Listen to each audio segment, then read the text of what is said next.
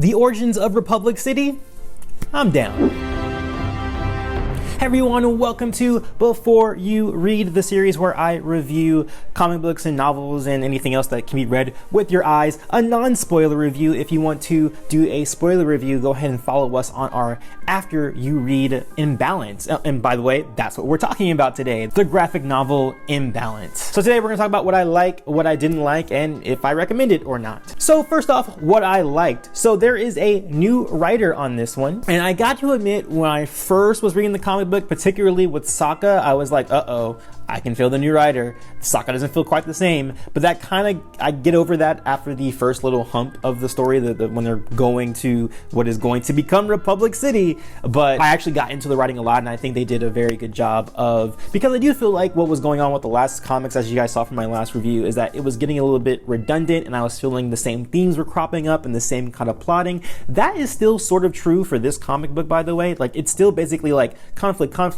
becoming the mediator, how to choose sides, kind of a deal, but it's from a different angle, and it shows a little bit more on the inverse side, a little bit. Like, I'm not gonna try and tout this and be like, oh, it's completely different and it's like way better. It's still foundationally the same, but I did feel the new voice in there, and it took the stories to different directions. Also, this is gonna be something I didn't like, so I'll talk about it more when we get there, but the second part of the comics, the part 2 and part 3, had very good art, and I think that it had a better composition, more dynamic poses. I felt like the fighting itself felt better too. It is different, I will say that it's different from what we got before. I did like what we got before because it felt like just a continuation of the show. It was the same animation style, it was the same sort of illustration.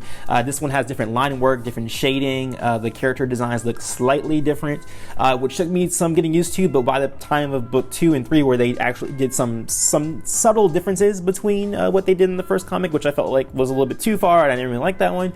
It does look really, really good, and I particularly want to give note to the poses and the paneling that was done in some of the pages. I thought they were really, really well done. Some of the lighting was really great. I actually really wanted to be in some of those situations, like they were on the Republic City, well, the Cranefish Town beach, and I was like, oh man, that's a beautiful place. I would want to go to there. Like, there's some really beautiful landscapes and beautiful fights. There was a particular frame that I liked from Aang where he's avoiding the there are ants everywhere. But anyway, I really like what's going on with the story itself as well. When I read these comics, or I got, told about these comics, I thought it would have been about the construction of Republic City, and I'm glad to see that is now what's going to be happening with the comics, at least what it seems like going forward, if they are continuing it, because I don't think they're actually continuing this storyline, because they're doing the one-shot. They're doing the one-shot for Toph, and they're doing the one-shot for Tara, but I totally think they should totally continue in this route and show us, adult Aang and how, or the adult gang, really, all of them, to see how they construct Republic City, because we see little bits of it here. Like, when we first get there, we can see like gang violence going on between the earth and the fire people who are there,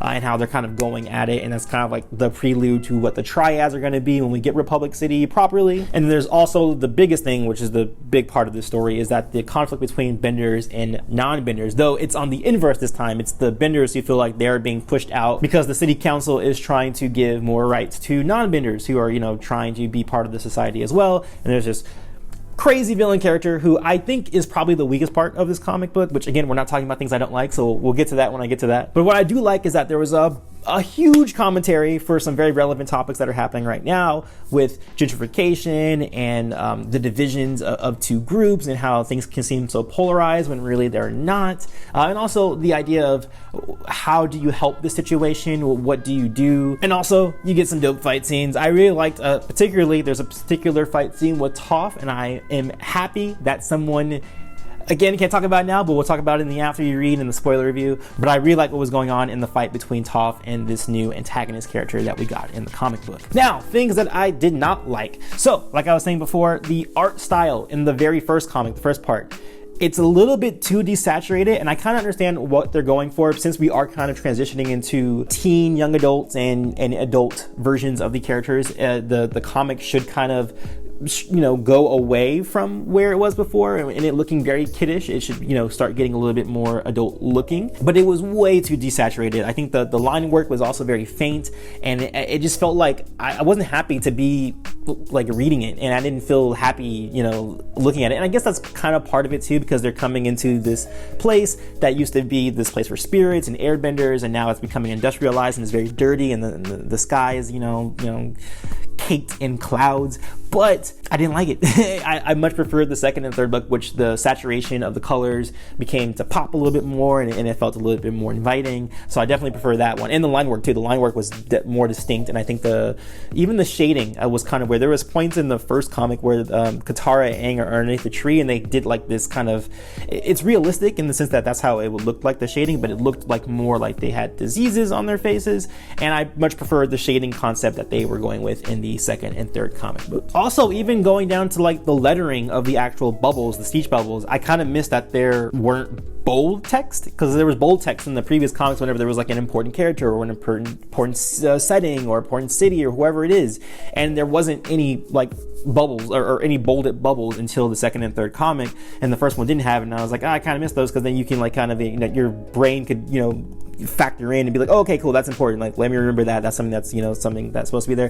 This is really technical stuff, but I just felt like I missed that. There was also some inconsistencies with Toph. Now, some people don't like what happens to Toph in this comic book for a different reason, but or for some fight reasons, a 1v1 fight. But there was another moment in the first comic in which Toph had trouble holding up a bunch of buildings, and it's like, wait, why would she have trouble holding up those buildings when she was able to hold up the library, which was much larger and bigger? And there might be an explanation for that, because the buildings were like, they had terrible foundation and there was no way to keep them together, versus the library, which was built and pretty strong, and you could hold it up.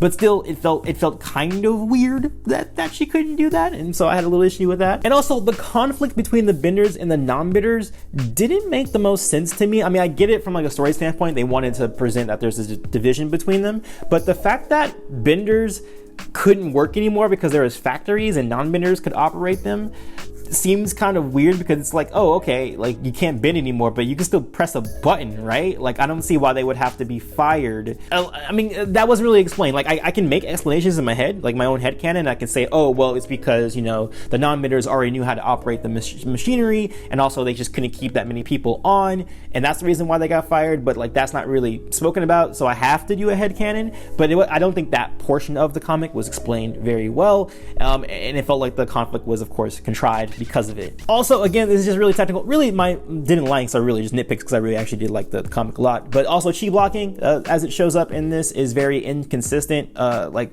sometimes chi blocking only stops you for a few minutes, and then here it seems like it happens overnight. Also, the training of chi blocking in this feels weird. It's a trope that I don't like in stories, is like being able to train somebody to do something in a day or a night, and they're like, oh, cool, we can do it now, like we're good. I'm always for the idea of having training happening over a span of years, or at least a few months, that kind of a thing.